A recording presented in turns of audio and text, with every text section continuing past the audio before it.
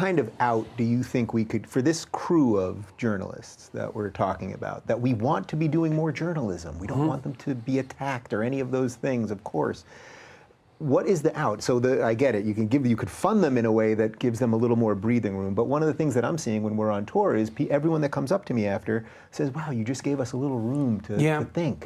So is there a way we, instead of beating these journalists, instead of getting the win where you crush them so that they're losers, what's the way that we can give them maybe a little room to get better? I mean, it's sort of standard behavioral practice in some senses. This is something that was established by Skinner a long while back, even though he used threat and punishment as ways of altering the behavior of his experimental animals. He also used reward. But reward's a lot harder to use because what you have to do is you have to watch very carefully, and then when you see an increment in the behavior that you want to promote, you have to reward it. But it requires a tremendous amount of attention and subtle attention. And so one of the things that we can certainly do, and that I've been trying to do to some degree with my Twitter account, is to distribute good news, good credible news, and good journalism when I see it, which is partly why I started to get engaged, say, with Quillette, because I think they're doing a credible job.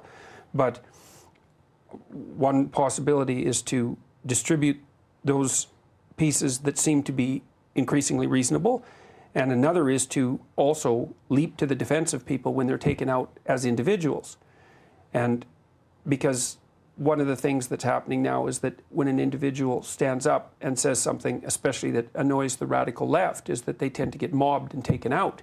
And that's a bad thing. It would be good if we could figure out ways of defending people against that. Yeah. I mean, Brett has been defended to some degree by the emergence of this group of people that Eric has been describing as the intellectual dark web. Yeah. And so there's some strength in numbers there that might be usefully applied. Can you just quickly talk about that, just on the personal level? Because I think one of the most moving things that I've heard on this show was when I had you on, and I think it was with Brett, and you said that standing with him was really one of the most validating things that you've ever done in your life. And it's such an example of what you've been talking about on the tour, that if you want to fix the world, then fix yourself a little bit. And then the more that you do that, you might start affecting things around you. And I think that that's, by helping your brother in this case, you were sort of helping the world.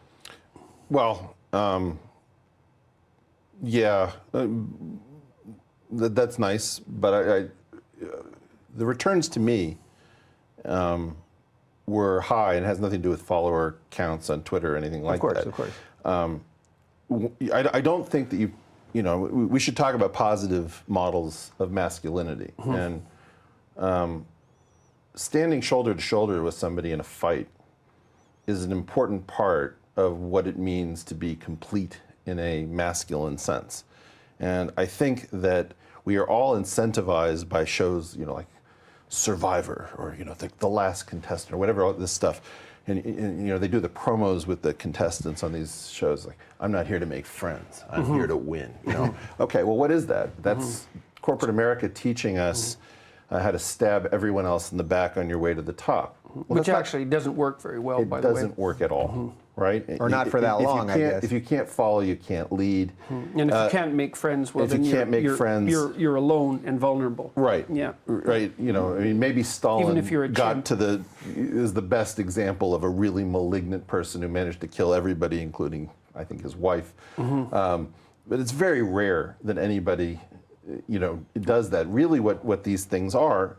Because you have to remember that fragging is a possibility. The lowest person in your organization can take you down if they're not happy. Right. And so I think that what people need to understand is that there is this lost art of standing with somebody that you don't 100% agree with, who says things that are like, there are definitely things you do on stage that I'm not comfortable with, but if somebody comes to attack you, fundamentally, I know that all of those points I can bring up to you, face to face. I assume it's true in reverse. And so this idea of standing with people, Dave, you've been going down a libertarian path that I'm uncomfortable with often, but somebody says, and we hash it out publicly and privately. Publicly and privately. Yeah. And so, and there's stuff I'll do privately with you that I won't do publicly because I think that it is important to learn how to stand in units, because otherwise you just get picked off. And this is, there's a topic that I want to bring up a little bit later, which is, what do I think the IDW, since you